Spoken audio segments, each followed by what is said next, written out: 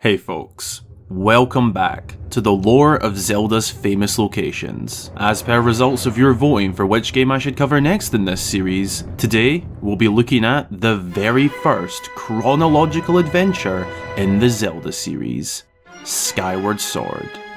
The Zelda that starts the official timeline. This adventure takes place across both the sky high above and the surface down below, as we play through the origin story of The Legend of Zelda. In this series, I aim to cover the most famous and iconic locations within each game, take a detailed look at them and explore their lore. This game in particular tells a lot of its lore through the story itself, as Skyward Sword is the origin story game of the Zelda series.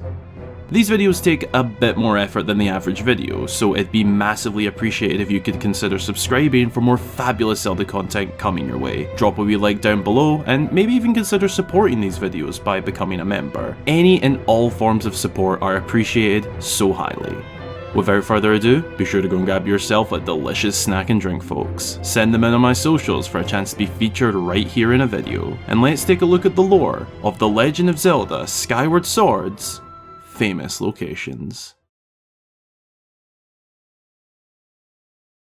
Let's start with the area where this adventure begins, Skyloft. The floating settlement that is home to the humans, yet to become Hylians. This is where Link first wakes up and we kick off the adventure from. It's a very unique location, as it's quite literally a set of floating islands. It includes a shopping market known as the Skyloft Bazaar, the famous Knight Academy, a graveyard, the waterfall cave, and of course Beedle's airship shop flying above. The people of Skyloft are also known to travel by bird. Loftwings are these large birds that people have learned to train and ride for travel, which is very necessary due to their geography. In fact, if you were to fall off the island day or night, there will always be people ready to swoop down and save you from falling to a most certain death. But how exactly is this possible? We don't see any fans or technology keeping it afloat like other floating locations such as the City in the Sky, nor magic at play like the Zonai Sky Islands. Well, the story and lore behind this location is extremely rich. Prior to the events of Skyward Sword, we are told a tale, the tale of the Demon King's invasion to the surface. Far below those clouds that sit below Skyloft as a surface land. Long ago, before this island existed, the humans lived here in peace, until one day, the Demon King and his demon army broke through the crusts of the surface and invaded. Forests were burnt to ash, monuments destroyed to rubble, rivers dripped with blood, and the demon army murdered without hesitation. They were after a great power held by the goddess, one unmatched to anything ever known. A divine light. In an attempt to protect this power, the goddess moved her people, as well as this sacred power, to the heavens high above, protecting both from the demons of the surface. The land she created for her people in the heavens above would come to be known as Skyloft. Following this, the goddess returned to the surface to battle alongside the surface dwellers to fight off the demons, and eventually, peace was returned.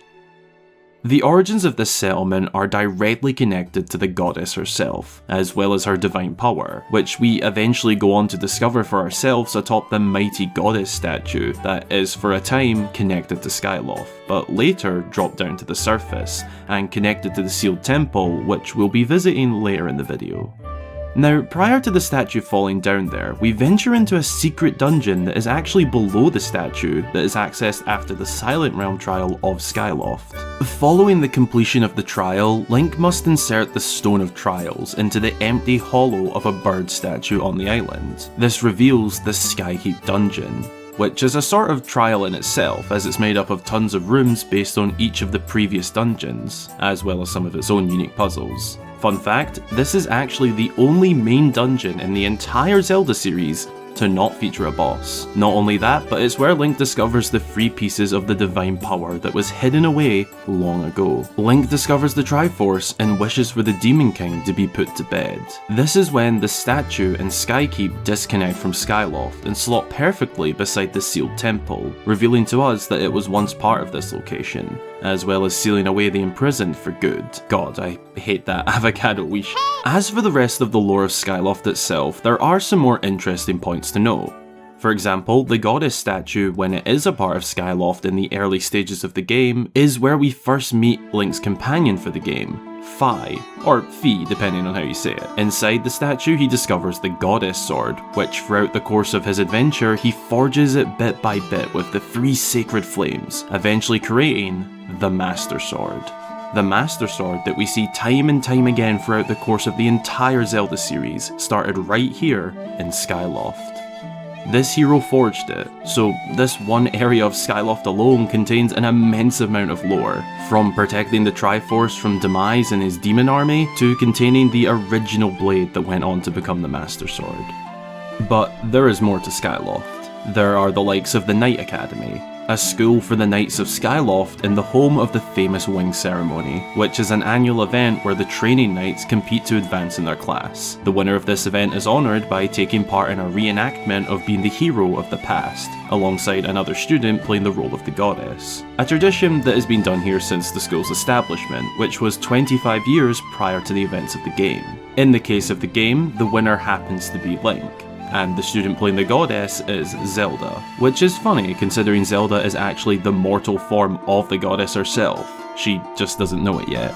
There is also the Light Tower on the far side of Skyloft, which is used during Link's quest to find Zelda. It's used to clear and open through the thick Thunderhead storm, as Link must make his way in there. It's activated by playing the Ballad of the Goddess, as that holds the hidden instructions to use the tower. It also requires Link to use the Gust Bellows and play to Fi's beat in order to rotate the tower, and open up a way into the Thunderhead. Skyloft is a wonderful place. It's full of life and character. The people are lovely, it has a few minor mysteries to follow, and all round looks really pretty. The lore goes deep, and is gradually discovered more and more as the story progresses, and Link returns between dungeons down on the surface. Something really interesting as well is that the surface dwellers, such as the Gorons, do actually know of Skyloft to some degree. Gorko says to Link that, according to the ancient text, there is some kind of place up above, called the Isle of the Goddess, far up in the sky, which is referring to the section of Skyloft containing the goddess statue in Skykeep. After all, this is a part of Hyrule's origin story, so it's no surprise that the lore goes so deep. It's really awesome to explore and learn about. The next location we'll be visiting is technically a province of the surface. The Faron region makes up 1/3 of the explorable surface, and the reason I want to cover the region as a whole for its more general famous locations is because Skyward Sword is unique in that Link returns to these locations more than once. So for the sake of organising how I go through each location, I figured I'd do it by region and visit that region's individual famous locations, then move on to another region and do the same. With exception to extremely standout locations, which we'll get to later on. You know, gotta save the best for last. This is the first wider region Link explores on the surface, and it's worlds apart from his home high above. It's a luscious green forest with thick woodlands and strange life. He discovers Gorons down here as he helps Gorok from a group of red bokoblins, yet another new life form but hostile. But the main species in this area is the Kikwi, small, furry, part plant creatures of the woods. They're a peaceful race of herbivores, and were one of the land dwellers that fought alongside Hylia back during the war against the Demon King. Link meets these friendly dudes all over the region. Now, as for the first famous location we'll be visiting down here, we look to the Skyview Temple in Skyview Spring. I tend not to focus too heavily on the dungeons as dungeons in this series, but as a location, it's pretty cool. A nature-dense, lost-to-time temple, filled with vines, fungi, and crawling with enemies. It's an ancient forest temple that we don't really learn the original purpose of, but I guess could be made that it was for worship, to be thankful for the green nature of the area, but that is purely a guess and nothing more. It has a theme of light and sky, with the boss room having a sun design on the floor. Perhaps in the ancient past it was used to view the heavens above, but in its now ruined state that isn't possible. Following the boss battle against Girahim, Link gains access to the Skyview Spring, a familiar sight to those who have played Breath of the Wild, as that game has the Spring of Courage, which strongly resembles this spring. This location contains crucial lore for the story, as in the centre, Link can find a goddess crest below a smaller goddess statue. If struck, Fi will translate a message from the gods to Link, and be presented with the Ruby Tablet, a relic that allows him to access the Eldin region. But the Faron adventure doesn't end there. Well, it does for the time being, but the hero does return later in the game in search of one of the 3 sacred flames required to strengthen his sword. After doing a Silent Realm trial here, he follows along a questline to get Faror's sacred flame. In doing so, he meets the water dragon, helps the dragon, and gains access to the ancient cistern, the game's 4th dungeon.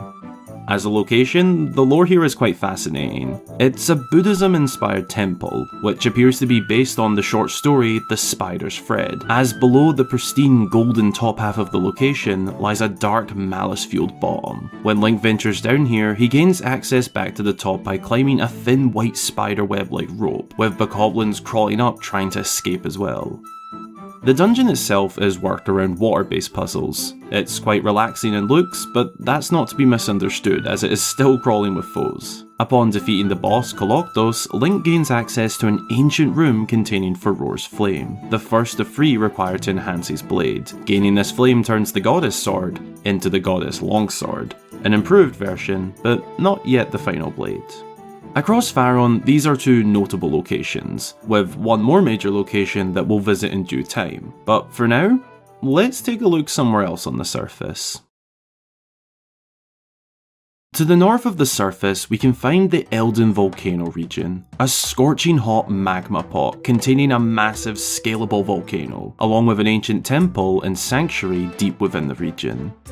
This location is home to the Mogma race, one of the 5 races that stood with Hylia during the battle against Demise. This location was once peaceful, but now it's a hostile environment. The volcano is angry, and the region is crawling with monsters.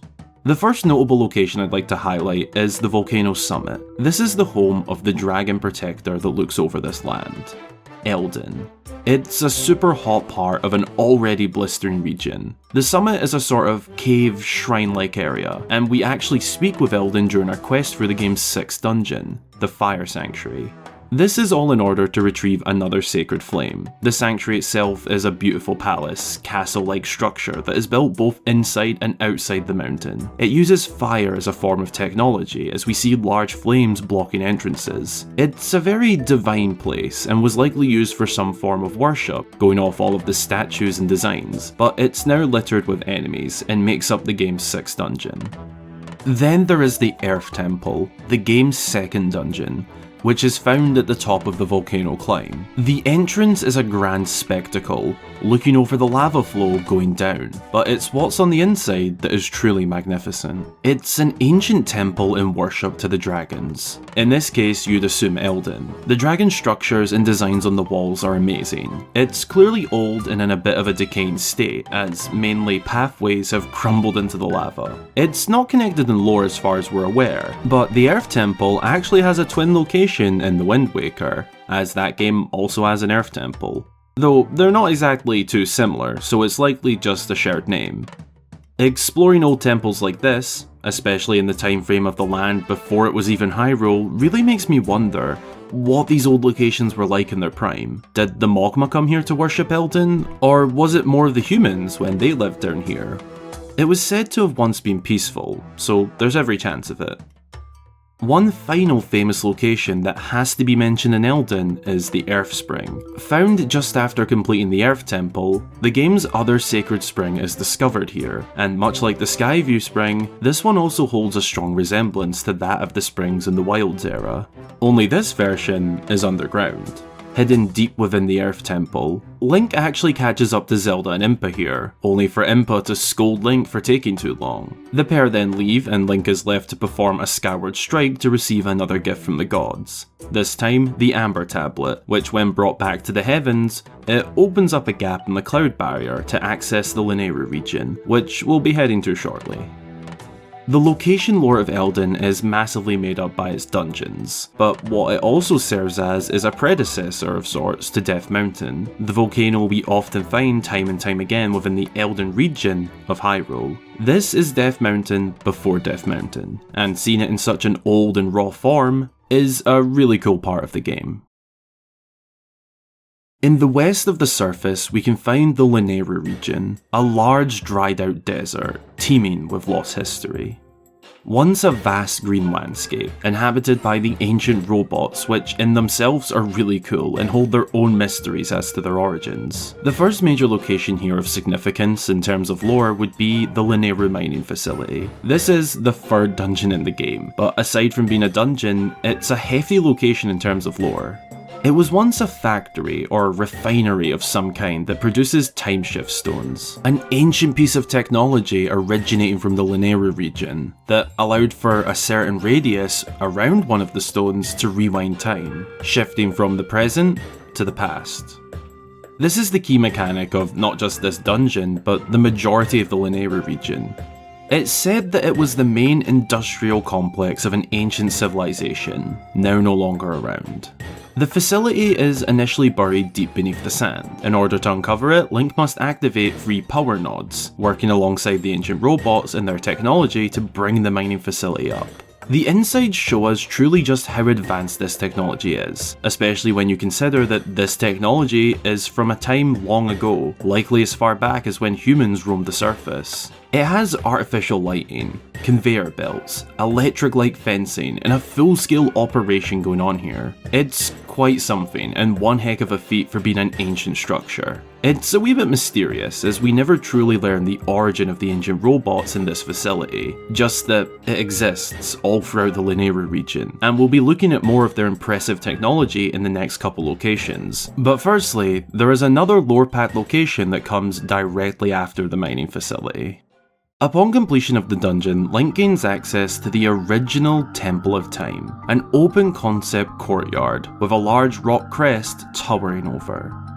This is the original Temple of Time, predating that of Ocarina of Time, Twilight Princess, and so on. Not found in central Hyrule like the others, but rather far out in the desert. It contains the original Gate of Time as well, a portal that can take you into the past. Though when Link arrives, he is met to see Impa and Zelda confronted by Girahim, and he must help protect them and aid their escape. But as they escape and hand over the Goddess Harp to Link, Impa blows the Gate of Time up to ensure that Girahim cannot follow. But what this means is that Link must now create a new gate, which kicks off the quest for the second half of the game, where Link must seek out the sacred flames and ultimately turn the Goddess Sword into the Master Sword. Another lore-significant location of Lanayru is the Ancient Sand Sea, a sand-covered desert that, when affected by timeshift technology, reveals that there was once a body of water here. The Lanayru Sea. Link ventures throughout this vast lost sea, only visible in small portions through the timeshift technology, but it's honestly a massive body of water if you were to see it in full, and seeing this back in its prime would have been something special to see. During Link's adventure, he travels through the ancient shipyard, pirate stronghold, and eventually the game's 5th dungeon, the Sand Ship.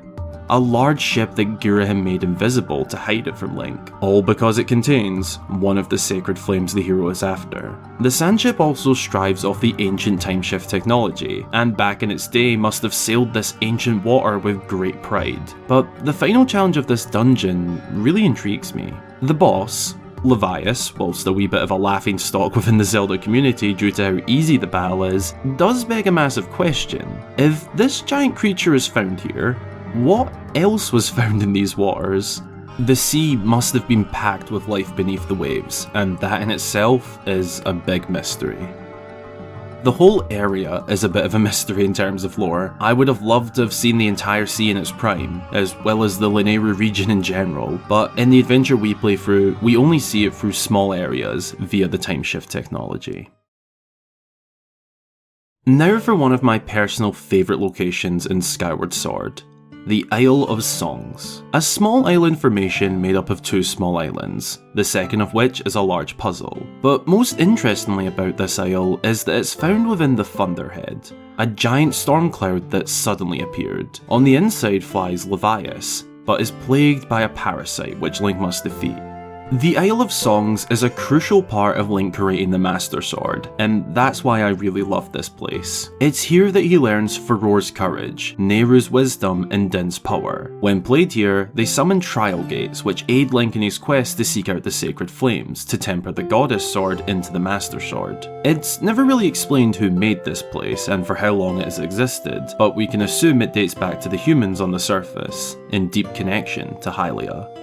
This location is vital in the story, as ultimately, without learning the songs, Link cannot access the trials. Without the trials, he cannot find the sacred flames. Without the sacred flames, he cannot upgrade the Goddess Sword. And without the Goddess Sword being upgraded and tempered into the Master Sword, he cannot form the Gate of Time. And without the Gate of Time, they cannot travel into the past. It's such a small wee location, but plays an integral role to the story and lore of Skyward Sword. Now for one of the most important locations on the surface, the Sealed Temple / Sealed Grounds.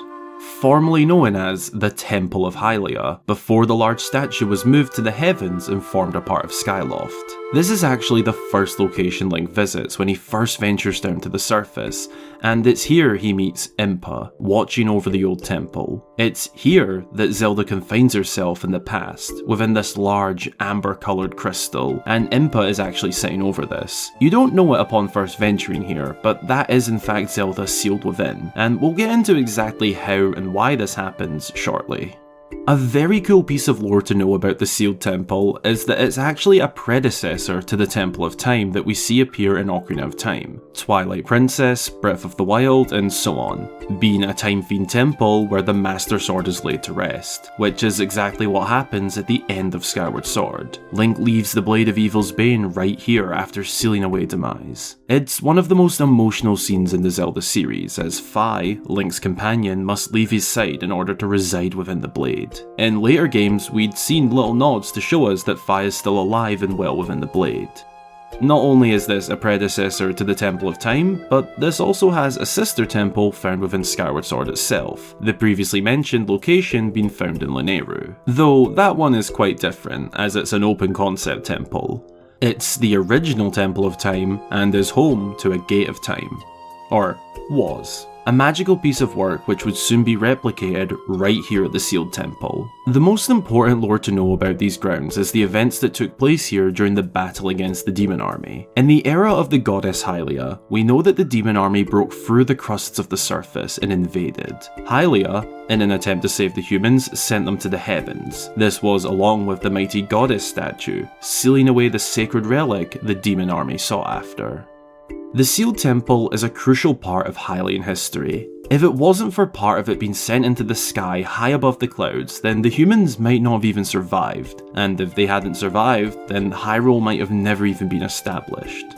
Later into the game, when Link has the Goddess Harp and has learned the sacred songs required for story progression, he returns to the temple for Impa to teach him how to rebuild the Gate of Time. This allows the hero to visit in the past or present, which is a big part of the game, and it's ultimately required to save the Thunder Dragon with the Life Tree Fruit, which requires venturing into the past, but where this gate comes in most important is towards the grand finale of the game. Following the goddess Hylia statue and Skykeep below returning to the surface, plugging this hole and the imprisoned for good, just as we feel things are going well, as Link, Groose, Impa and Zelda stand around the Gate of Time newly created within the temple, Girahim shows up and kidnaps Zelda. He takes her through the gate and into the past, as back in that age he can use her and revive his master. This is followed by Link chasing after them into the past and slashing his way through a horde of bokoblins, going face to face with Girahim to then reach the final boss. This all takes place on the Sealed Grounds. Girahim is revealed to be but merely the blade of Demise, and as the story reaches climax, Demise is reborn. We follow the Demon King into battle, but before going into that realm, let's go over the last bit of lore on the Sealed Temple. Following the final boss battle, with Link victorious, he returns to the temple, and one of the most important moments in Zelda lore takes place here. The Master Sword that the hero forged throughout this adventure is laid to rest here. With the remains of Demise due to dissolve to time sealed within, as well as Fi, the spirit within the blade set to remain inside for the rest of time. This scene is known as Fi's farewell, and is one of the most emotional cutscenes in the entire Zelda series. Fi, the artificial being that slowly becomes more and more human-like, forming a real connection to Link, must leave him at the end, and it's just hard to take in. Following this, with the temple back in its original form, we see some of those from the sky venture down here, and in the conversation between Link and Zelda, at the end, the story concludes with the decision to stay down here. This is the beginning of Hyrule. Shortly after these events, sometime before the events of the Minish Cap, the second game in the Zelda timeline, the Kingdom of Hyrule is formed, with Zelda at the helm. This is the origin of Hyrule, the kingdom that we play the majority of games in. It all started right here.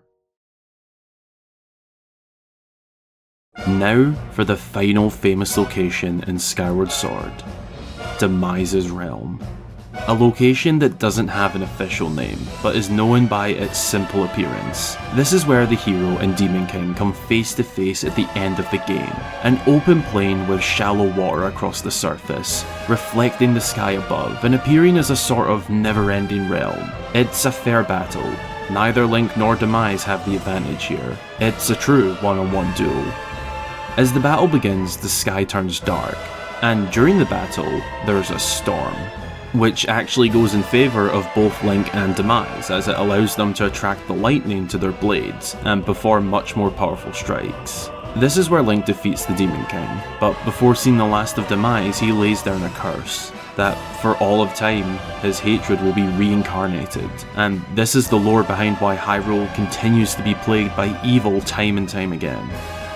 Following this, Link holds the Master Sword high and absorbs Demise's remains into the blade, eradicating Demise and leaving what's left of him to diminish within the blade of Evil's Bane.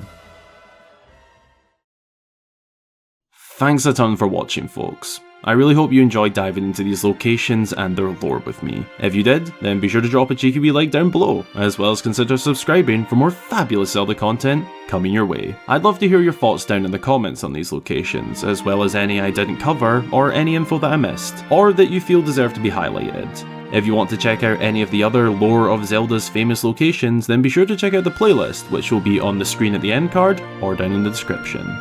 As always, a massive thank you goes to my channel supporters across YouTube memberships and Patreon. Your backing of the channel massively helps to make videos just like this one all the more possible. If you'd like to be a part of that and get yourself some goodies such as access to my weekly Inside Scoop post, your name at the end of my videos, and a shout out upon joining, then check out the supporting links down in the description.